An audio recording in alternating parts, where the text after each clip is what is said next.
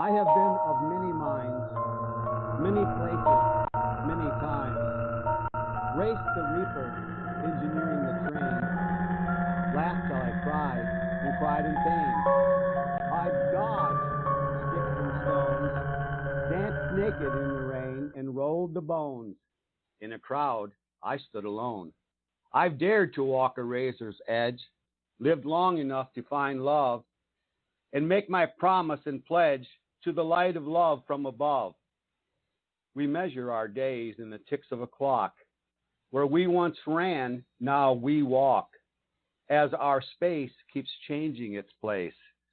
I've seen tree limbs wiggle and wave, in color grow shapes that come alive. Those were the times I laughed till I cried. And with my third eye wide, fearlessly, I stared and dared to look inside. I'm Wayne Thomas.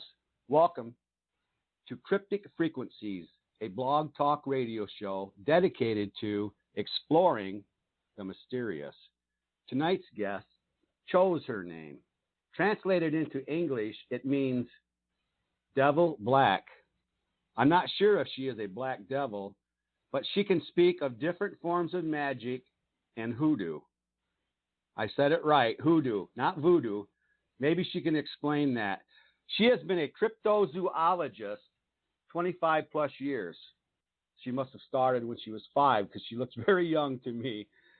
She has authored several books and is a journalist, writing for different magazines and teaching and lecturing. The last I knew, she was the lead investigator for the Michigan chapter of the North American Dog Man, etc., etc., etc.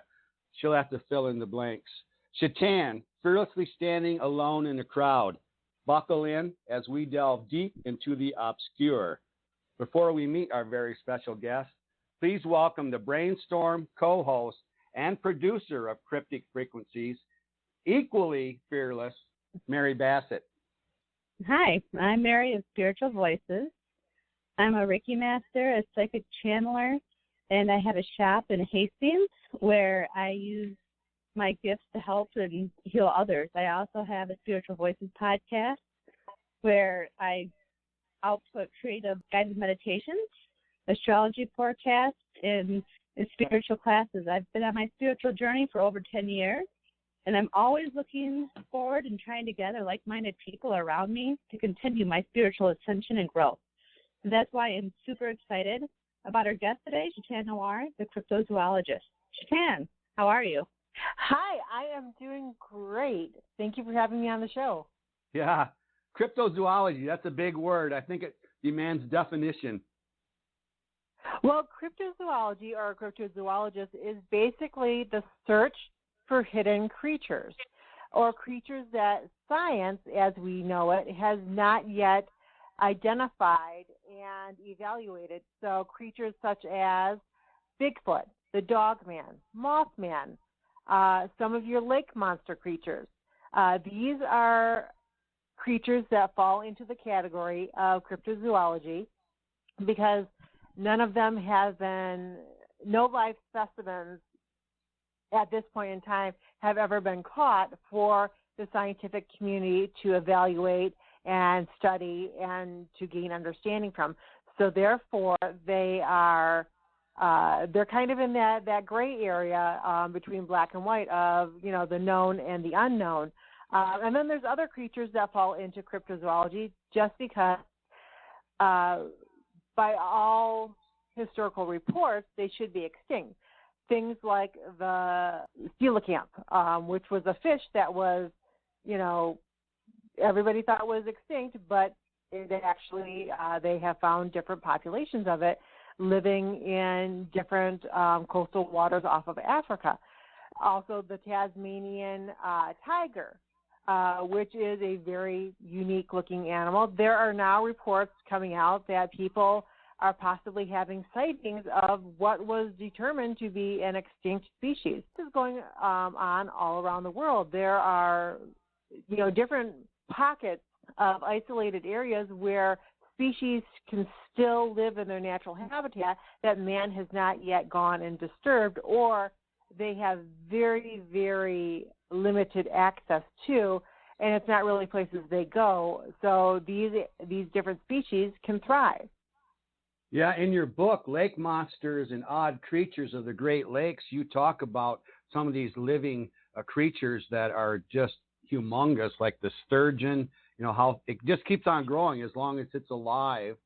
Yeah, the aquatic species usually, there's a term that we call that's indiscriminate growth, which means as long as they have the area, the space to continue growing, they will. And so and the only thing that's going to stop that is if another predator comes along and eats them, whether it's human or it's animal or it's fish, or natural causes, kill it. A aquatic species can grow all throughout their life. There is no, hey, you're not allowed to grow over 10 inches. Don't you dare. Right. Because they just, as long as they can eat and survive, the habitat and the temperatures and weather changes and, encroachment by humans, they have this opportunity to continually grow because the water, aquatic environments allow that. Now, it's much different for land animals or anything that flies because the weight of gravity of their body mass, it's a little bit more. So that's why you see, certain species, yes, they're gigantic, specimens. Just looking at the dog world, you have everything from a 2-pound Chihuahua all the way up to a 200-pound English Mastiff. That's quite a huge size variance. And within those two species, you have all different kinds of size variations. So with birds, everything depends on the wingspan and what type of temperatures they can use to work with them, the thermal air streams and stuff like that. Yeah, I know you talked about catfish as one of those that just, gets huge like that. And you also talked about fossils that were found in the Michigan area that go way back. And you talked about the Petoskey stone being fossilized coral and how that Michigan at one time was down by the equator. That was a lesson to me. I don't know. Is that something that you taught in your class when you were teaching? Yes, that is actually week one of I teach a course through two different community colleges, Kellogg Community College in Battle Creek, Michigan, and then Owens Community College down in Perrysburg, Ohio. And that is actually week one, is the formation of the Great Lakes, because a lot of people, if they're going to believe the idea that we have plesiosaurs in the Great Lakes, well, how did they get here? Well, actually, with the way that the land mass has shifted, there was once a great inland sea waterway that ran from the Gulf of Mexico all the way up to British Columbia, and a portion of that branched off into what started forming into the Great Lakes. But then also the St. Lawrence Causeway at one time was an open channel that came from the East Coast area and actually came in and filled in the different Great Lakes areas. So there was potential for these species to get landlocked at one point. And then if they've survived, there's without catching one, we really don't know how they would still be existing. There have been freshwater species of plesiosaurs found in different parts of the world, so nothing is impossible. The plesiosaurus, now, can you describe that for us, what it would look like? Most people will be most familiar with the Loch Ness monster, Nessie, type of plesiosaur image, but there's actually several different types of prehistoric marine reptiles, and that's actually the category that plesiosaurs fall under. And within that category, you have the plesiosaurs, you have the mosasaurs, and you have the pilosaurs. Now, plesiosaurs are the long necks with the flippers and a shorter tail. Depending on what species, the tail can be a little bit longer. But the mosasaurs are more like, they're more alligator crocodile type. They have okay. a longer head, shorter neck, moderate flippers, and a shorter tail. Your pilosaurs are even a little bit different than that. They have really a very short neck, longer flippers, and they have a more whip-like tail that helps them go through the water more streamlined. And these stories go way back to the Native American Indian. I think you interviewed some Indians, I believe. Well, I do have the wonderful benefit of having a friendship with a Native American storyteller, and he with whenever it comes to Native American stories or legends, he is very gracious in explaining to me what the different tribes he knows, what their version of it is, but it's also a step further because he has a background in anthropology and paleontology. So he's coming from a place where he can come from a scientific side, but also from the traditional Native American storytelling side. And so I get very, very in-depth, well-rounded answers from my friend Ted Jude, and he's never disappointed me with his answers. I'll say that. Yeah, and it seems like there's so many tribes. They have different names for the same thing, but the names, some of them didn't differ by only a couple letters or a few letters switched around. Yeah, and that is because as tribes migrated to different areas, you would have a few people stay in one settlement, and then the rest of the tribe would move on. And over time, the Native American language was verbal. It was vocal. Writing down their history has only become a recent event. So for a very long time, the way that they would pronounce, you'd look at the spelling of it and you'd be like, no, that makes no sense. The great underwater panther of Lake Superior, it's spelled with an M. So most people think it's Mishabishu. And it's actually not. It's actually not because certain letters are skipped, so it's actually Inabishu. Okay.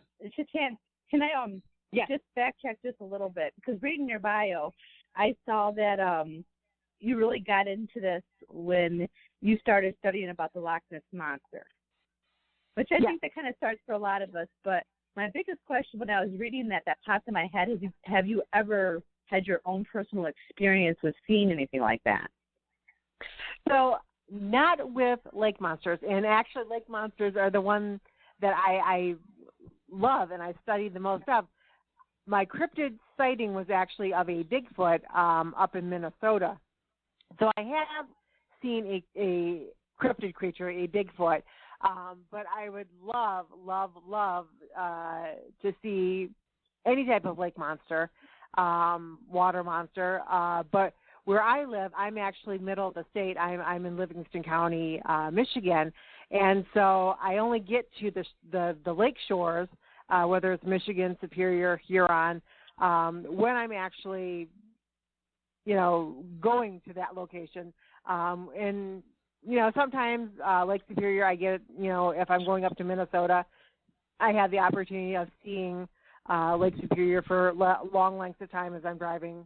But to actually, lakes are so vast, and the hard thing with lakes is the fish, the lake monsters, the sea serpents, all that is under the water. And it's only when they break the water surface that you actually get a view of them. It's not like looking out in a meadow and, oh, yeah, there goes Dogman. He's in hot pursuit after a deer. No, that doesn't happen with the lake monsters. It's only when they come up to breathe. And as popular as the Great Lakes are, they are huge. And so, there's not people in every portion of the lake at one time. And if a water-based creature wants to evade human activity, they can. They can just go to a different area of the lake where there are no boats and, resurface there. So it's very hard when you're doing the lake monsters, just because you can't. you can't see through the water into the very bottom of it and see every, through miles of it to see what's out there. Now, in your book, you that these people that are reporting are very credible. They're ship captains, police, upstanding citizens.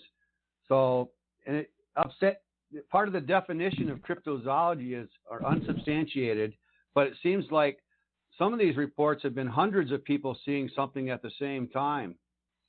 Well, I don't know if you'd say hundreds of people. With the lake monster sightings, a lot of them are historical. A vast majority, I would say 75% of the lake monster reports that I've researched and I've seen have come from 1800s, even into the early 1900s. And then you have the P.T. Barnum era, which as soon as he went into business, then I kind of start question marking everything, because then it became a way of a town drawing in tourist dollars to report, oh, hey, we have a lake monster, or we have this monster. A famous case is the Hodag in Roylander, Wisconsin, which is up in Wisconsin. It's kind of out of the way. And this gentleman named Eugene had created this creature, and the icky part of it, it was made of different like creatures, like badgers and stuff like that, and sewn together. And they would show it off at carnivals, but his sons would get inside of it, and would move it around and stuff like that. And you can just imagine how horrid it smelled. All right. Yeah, like a platypus type of animal. Well, platypuses are actually real. The Hodag isn't. The Hodag is actually. The Hodag is actually. Some people call it the land version of the underwater panther, because they look very similar of the pictures and statues that you'll see in Rylander to what historical Native American drawings of Inabishu were. And even the Piasca bird that's in Alton, Illinois, they think was a variation of the Inabishu legend, and somehow facts got mixed up.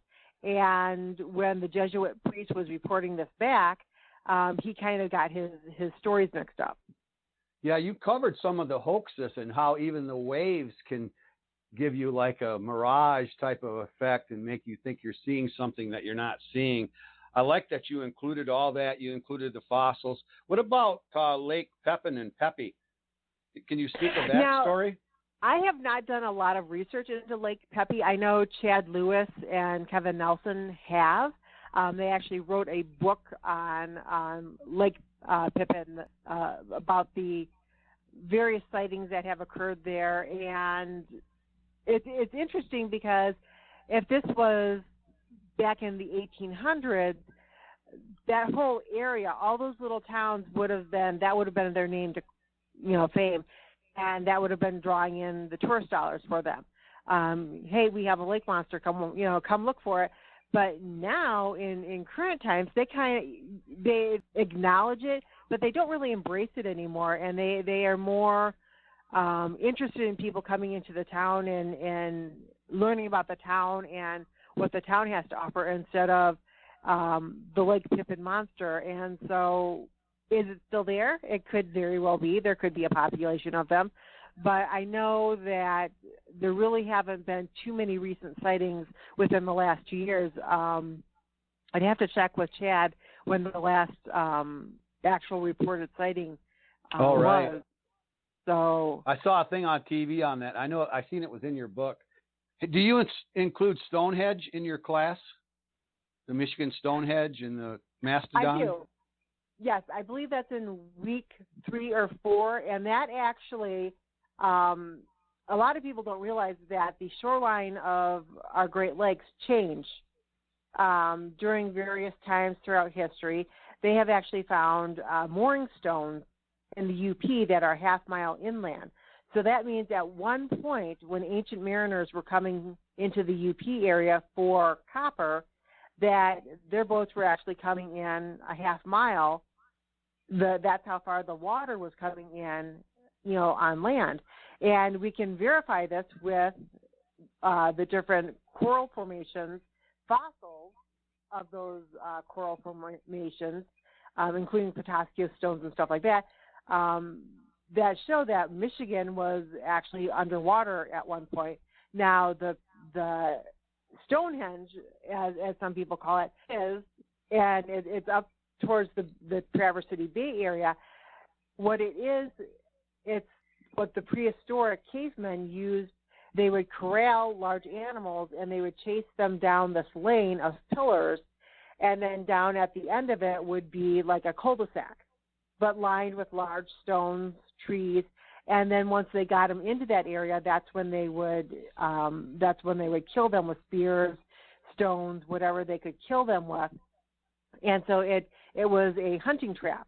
And I believe that is why there is a stone, a large boulder near there, with a carving on it, because it was showing, I think the mastodon or mastiff is still carved, but it was probably showing future hunters, what the site was for. And that, you will see that classic hunting trap of prehistoric man at various sites around the world. And this was a learned way to make a kill. The other one would be to chase a herd of animals off of cliffs, and then as they fall to their death, because you have to realize prehistoric man, they were going up against some pretty big animals. The woolly rhino had a horn that could easily gore them. That makes sense. It's all logical. I'd never heard that, but I'm buying into that. Well, it makes perfect sense. Right.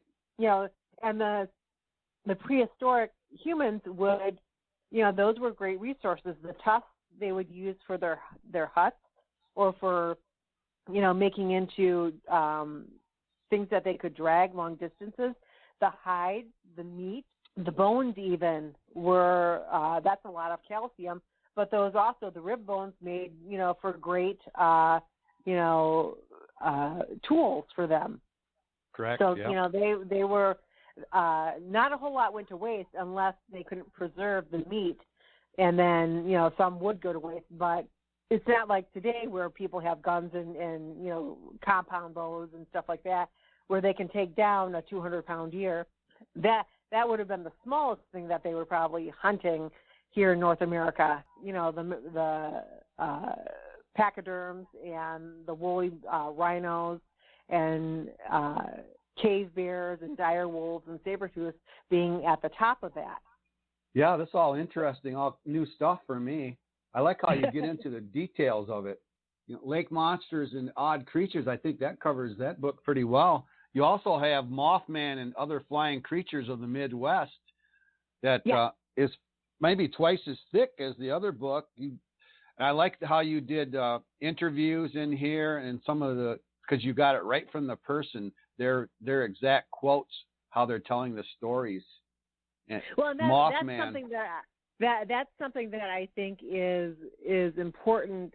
Anybody can pop up and say, "Hey, I'm an expert," but I tried to go out, and with each different chapter in Mothman and other flying creatures, it focuses on a different flying cryptid that has been reported here in the Midwest. And I tried to find people who are actually the only thing that they research. This is their cup of tea. They know a lot about it. They've talked to the eyewitnesses, because some of these people, especially with the West Virginia Mothman, some of the original eyewitnesses are no longer alive. Even John Keel has passed away, and he was one of the original investigators. So it's very important to talk to people who have a invested interest in these different creatures, and that they have done their due diligence of really, really getting, boots on the ground and,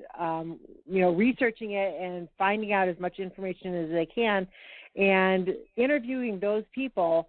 You get so much back, in answers with what their findings are, because they have collected all the knowledge, and now, the reader gets to see their answers. And they go with the historical, timeline of sightings, the descriptions. With my cryptozoology books, I try to start everything in the fossil record. That's usually the first chapter. So I start with, what could this possibly, this cryptid creature, what could it possibly have evolved from? And then we work out from there, into the different possibilities. And, eyewitness accounts, timeline, witness reports, sightings, descriptions, and then the expert interviews, so that people get, I like to put as much knowledge into a book as I can, even if it's something obscure. I like to investigate it and do my research, kick over some stones and see what's underneath of them. Yeah, you do a lot of sketching of what these things might have looked like. I like that part of it. That takes a lot of imagination. You briefly touched on Point Pleasant, West Virginia. We need to spend a lot more time on that because I think that's the number one Mothman case, right? From November 12th, 1966 till December 15th, 1967. Pretty significant time area. Lots of people seeing stuff.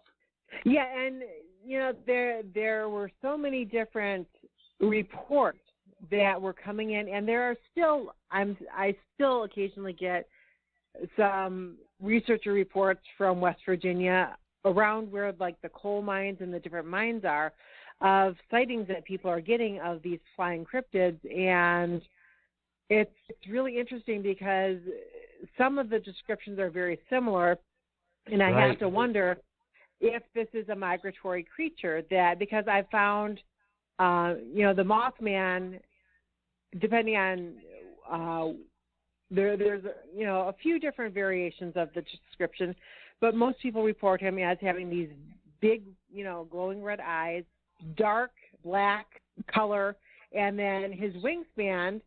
I was listening to the curator of the Mothman Museum down there in Point Pleasant do a presentation, and he was recounting one of the eyewitness reports, and he said the thing that stuck with him was that as this group of people were driving down the road in their car, the wingtips of this creature who was flying over top of them was coming down and hitting the sides of their doors.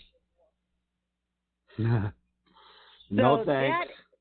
And you have to think back, okay, 1960s, that era, those cars were quite large. They took up the whole road. Right. They didn't have small automobiles back then. So you're talking, at least for the wings to come down and hit, the car door on each side. Not only does the body of the creature have to be wide, but the wings have to be at least, each wing has to be at least 10 foot, 10 to 12 foot. So that's scary. I got a question for Mary. I'm going to make it multiple choice, Mary. Yeah, Mothman, go ahead. where did it come from? Mothman. Was it interdimensional? Is it alien? Is it demonic? Is it some kind of thought form? Did it crawl out of a coal mine? Where did it come from? My guess would be, if I had to choose, interdimensional. I think there's a lot of creatures out there that we don't even recognize. People make fun of me because I'm like literally scared of the dark. And I'm not afraid to admit it, because if a lot of people knew it was out in the dark, they would have a little bit of a fear too. There's a lot more out there than we even realize. I think we have dimensions and portals all over, and things just they shapeshift right through. And I think that, what I wanted to ask Shetan was, there's things that come like in eras, like sometimes she's recognized that things come in the 60s, and there's certain things, and there's a different era that if there's something to that kind of energy and that shape-shifting, if her theory personally on it, other than, because she's so factual, she's beyond amazing. But I'd like to know what she instinctively thinks that it is, just like you asked me. So with the Mothman, and we're talking, the description of the Mothman, as he is, there is nothing in the fossil record like him. So I do believe that the Mothman, that creature, is interdimensional. And it comes and goes as it pleases. Because it's not a pterosaur. It's not a thunderbird. It's not a demon that we know of. I think it's interdimensional. Now, but that's just one of the flying cryptids that we have sightings of in North America. And so it's, it comes and goes. And like I said, I still get anonymous reports from different areas of West Virginia of people who have seen this activity. Now, West Virginia is interesting in the fact that they also have the Flatwood Monster, which it wasn't an owl. They actually kind of glazed that over, but I do believe that was a alien interaction that the teenagers had that night, and the mom who was with them.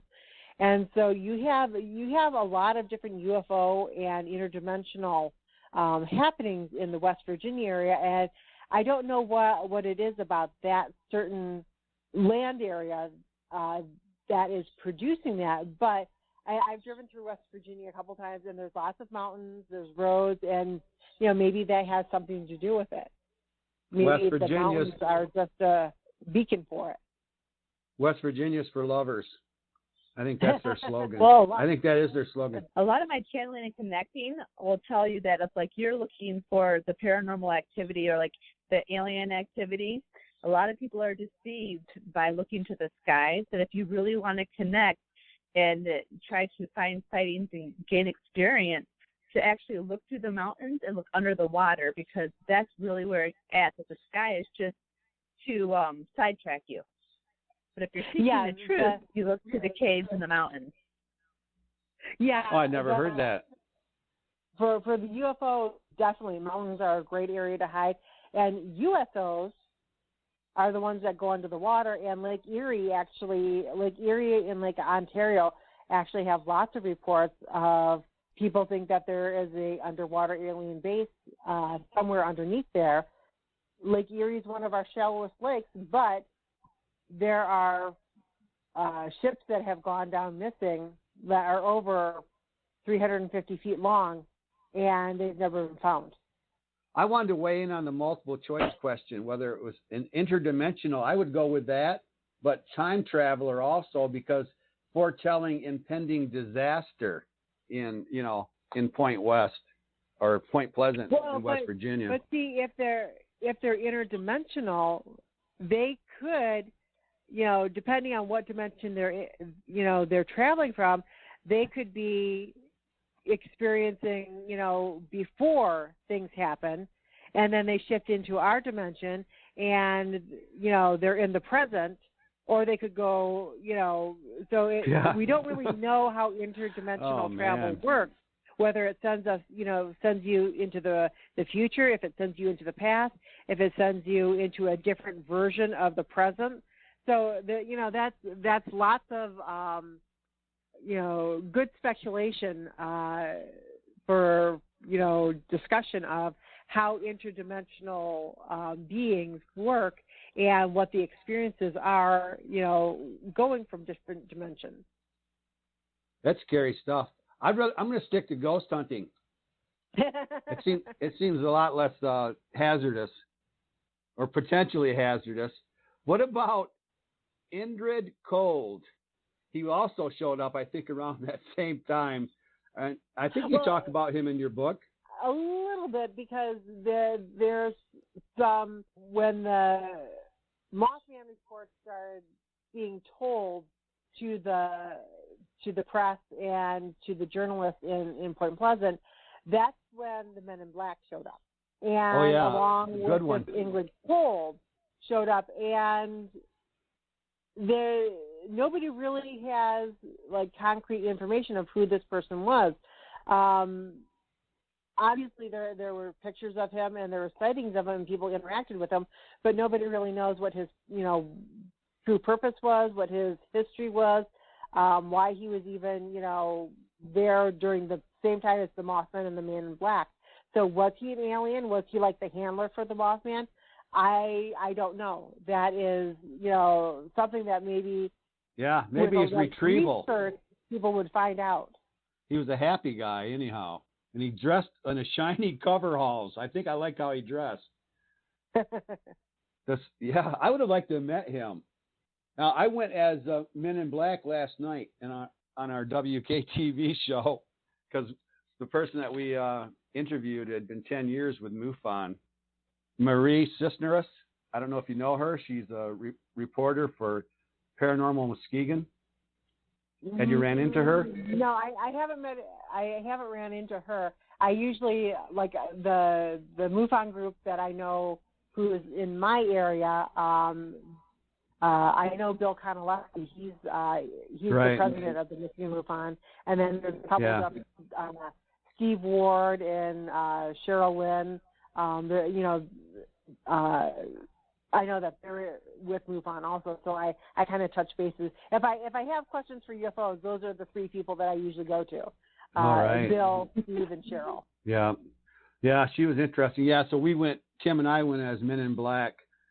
So she was okay with it. By the way. Oh, yeah, okay. Yeah, she was okay with that. She had a sense of humor about it. Shetan, you dressed up too for Halloween for us last year. That was a lot of fun. You got to have fun with this. I really enjoyed that. Yeah, you got to have fun with it because this stuff some people don't believe it at all. They think we're crazy, people that buy into this stuff. But there's so many reports, and so many of the reports are similar, like you said, the same kind of descriptions, that there has to be some truth to this. Exactly what the truth is, maybe you'll find out someday. You let me know when you do find out, because you're definitely on top of it.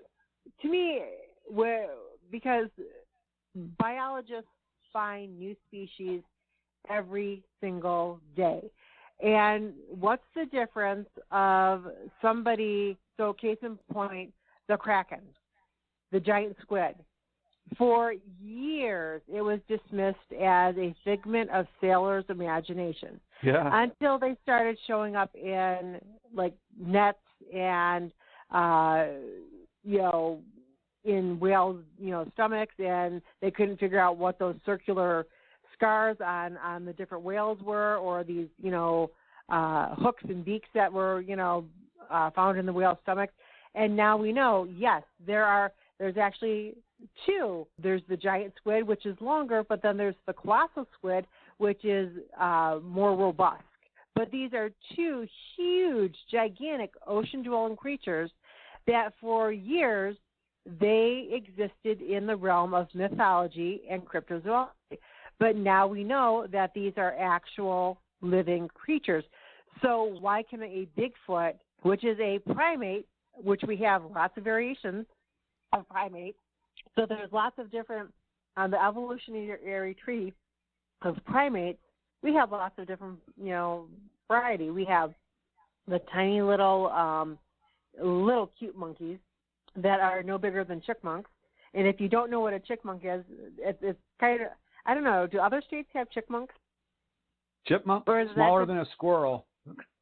Looks like a squirrel, but smaller. They're these little, imagine a hamster that can climb trees and will fight your cat. That's a chipmunk. Yeah. Not as cute as Alvin and Simon and Theodore, but trust me, they take out my dad's John Deere tractors all the time. Just a few snips of the wiring, and we have a war. Oh, really? There are primates that are as small as chipmunks, and then you have all the way up to the great apes. And along that variation, you have baboons, you have chimpanzees, you have bonobos, you have gorillas, you have orangutans, you have just howler monkeys, spider monkeys. You have all these different variations of a primate, and then you have the human being who is, I hate to break it to everybody, we're primates also. And so along this evolutionary tree, you have different branches that go off in different directions. So what's to say that the Bigfoot, Sasquatches, that upright walking bipedal primate who did not choose to become industrial but chose to live more in nature and just to live off that, and there's different variations around the world of this same creature. Now, why can that creature not exist, but the giant squid exists? Yeah, I think That's they're true. out there. I see that you're the lead investigator for the North American Dogman Project. Yes. So I find that fascinating. So, yes, I am the Michigan lead investigator, and the group is called the North American Dogman Project. And a lot of people there's some untruth with Dogman. So, what is Dogman? Dogman is an upright walking canine. What is not a dogman? A dogman is not a werewolf. A werewolf is a human being who transforms into a canine walking creature. It's also a Hollywood creation. It's also not the people who grow lots of body hair to the point where they are covered from head to toe in body hair, the hypertrichosis, which you see a lot with. They have become very popular with the circus performers and kind of I don't want to say sideshow people, but that's pretty much how they make their living. That community is very much an open source of employment for them. So the Dogman it doesn't change from your German Shepherd running down the street or through the woods, or a wolf running through the woods into this upright walking canine. That's how they are 24/7. There's no full moon stage. There's no seventh son, born on the seventh year on a Saturday or Sunday. That is the human canine hybrid phenomenon. We have more reports of Dogman in the state of Michigan than we do of Bigfoot, and Michigan is a big Bigfoot reporting state. Yeah. So there's lots of reports of Dogman. There are, and the thing that I think is very important when you're talking to a witness is you have to listen to their description, because in years past, if somebody were to come up to you and say, "Man, I was driving home last night and it was just before dusk, and this 8-foot-tall creature ran across the road and cleared it in 3 seconds," and everybody would probably say, "Oh, that's a Bigfoot." But then you get, but this creature had a snout and it had a tail and it had prick ears. Well, no, that's not a Bigfoot. That's a Dogman. And actually here in Michigan, there is another big cryptid that I've gotten 2 reports of within the last 2 years that the people have come forward and contacted me about. Now, it's neither a Bigfoot or a Dogman. This is something totally different.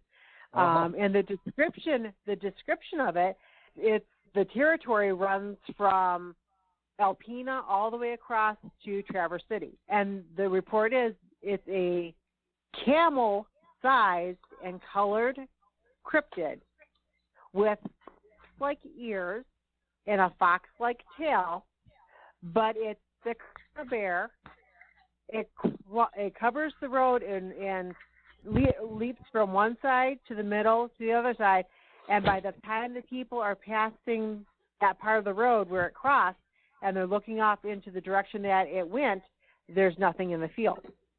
I thought you had an experience with a Dogman, or a sighting that was similar to Dogman. I thought you said.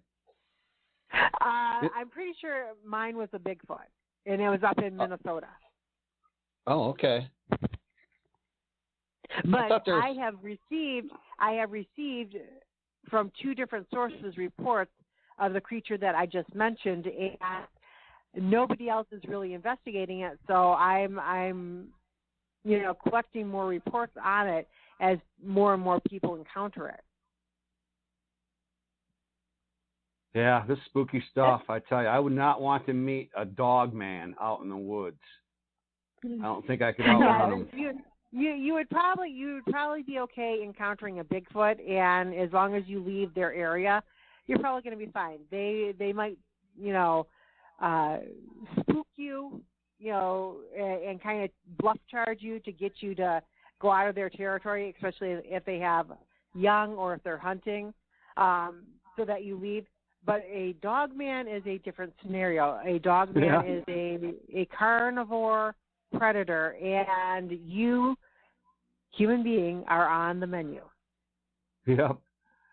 I think get back to Mothman just as here. I think the most impressive story that I read in your book was about the kids in Illinois that were playing out in their yard. The kid was, I guess, about 65 pounds, and a Thunderbird grabbed him and carried him about 35 or 40 feet.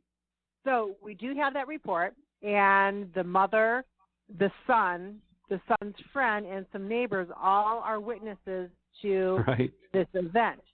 The interesting thing is that the description of the bird, the closest thing that matches that description is actually a condor, which we know are in California.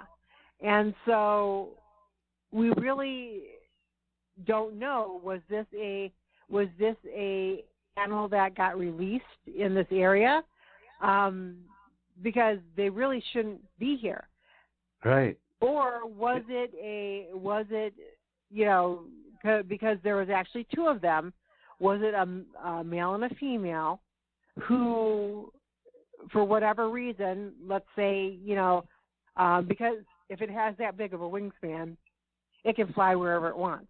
Yeah, a hooked beak and black feathers. Like you say, they can go wherever they want. Yes. So let's play out this scenario, because we know that this happened down in South America where we have the rainforests, and they were stripping out the rainforest for farming, for different plantations, and the ecosystem that these birds were living in, let's say that got destroyed. And however they destroyed it, whether it was with excavating equipment or burning down the forest or whatever, so these birds are fleeing that area, and they just start flying. They get onto a thermal vent, and they come up into the States, and they're looking for large bodies of water to drink out of. So they make it to Illinois. Now, with a wingspan that big, they can travel pretty far. We actually have in the fossil record down in, I believe it's Argentina magnificent, which was a raven-type bird that was bigger than most of the small airplanes that you see. Oh, yeah. And this was actually flying in the skies down there before it went extinct. So if birds of that population, let's say, were mountainous or whatever, and for whatever reason they got flushed from they got pushed from their habitat, and they flew northward until they felt safe, and then they decided, we're going to grab a snack, which happened to be a 10-year-old boy, but they didn't carry him very far. The mom and the boy were actually able to get him free, and he fell to the ground. But the birds remained in the same area for a number of days, but then they disappeared. So they might have flown north to get, away from danger, realized that they didn't really like the north, and then flew back to the south and reestablished a territory, once they felt safe. Yeah, that was right in Illinois, and I know a lot of stuff happens in Pennsylvania too, pretty close to us. We're really running short on time. I want to cover upcoming events because you're going to be at the Mid-Michigan Paranormal Convention. It's in Holiday Inn in Flint, Michigan, and that's Sunday, November 8th. You're going to be lecturing over there. Kristen Roberts, medium, who is Mary's friend, is going to be there. Yeah. Yeah. Kathleen Tedson, Tedsen. Do you guys both know her? I do not. She's going to be there. I haven't met her in person yet. Okay, yeah. She's like you, Shetan. She's published a number of books also. I just got 3 of them in the mail. And it was like yours too, reasonably priced and jam-packed with information. She does a series on Michigan, traveling Michigan and the paranormal that she runs into in Michigan. She's got a 3-book series on that. And then I'd like to do a shout out to Darren Dykehouse, who was on the show last time. I appreciate him coming. Also, Shetan, you're going to be on WKTV show coming up July 22nd. And then again, You're going to also do another Halloween show with us this year, October 28th. So looking forward to that. That's on WKTV, the Whole Picture podcast. Really looking forward to that. I want to mention that I write and do interviews for if you're into cryptozoology, paranormal, or UFOs, then you're probably going to be interested in these magazines. They're put out by a company called Squatch GQ Inc., and the cryptozoology titles are Squatch GQ Magazine and Squatch Digest Magazine. Those cover cryptozoology. We also have a magazine called G Hunter, which focuses on the paranormal, high strangeness, haunted locations, ghost hunting, and then we have a magazine also called Watchers, which focuses on UFOs, aliens, extraterrestrials. And if you want to know more about those, find me on Facebook under Shetan Noir, or just look up Squatch GQ Inc., and you'll find our website. And you will find every single issue. I have tons of interviews in there with different people who have different experiences with those subjects, columns on places I've been, and interviews and research I've done. So please check those out. Yes, please do. And then Mary is going to be at the Gypsy Goddess Festival, Allegan County Fairgrounds, from July 31st through August 2nd. I'm going to be a reader out there, and then the paranormal podcast, Paranormal XL, and then, of course, the radio station across the Golden Veil. And then we're going to have some vending booths and be selling some neat items and shaman sticks and all sorts of things. So it's going to be fun. I've been waiting for a long time. It got put off a little bit, but I'm looking forward to it. Go out there, Allegan County Fairgrounds. That's close to us. Yeah, Kathleen Tetson, I said The Haunted Travels of Michigan. She got 3 books out, and then she also has Stepping into Darkness. And I'm looking forward to reading those. I want to leave us with a poem. I know I started with my own poem, which referenced Shetan and Mary both as being fearless people. There's something so attractive about that for me. I just think it's appealing how busy you guys are and the fact that you keep going. You're just such strong people. And that, to me, is real appealing. But I want to leave us with this. It's a short poem by Patricia Ellen Roncarts, and it's called The Crayon Age. It's a real simple poem. It goes, "There's no difference between the white ones and the black ones, or the red ones, or even the yellow ones. It's all in your mind. They all taste the same."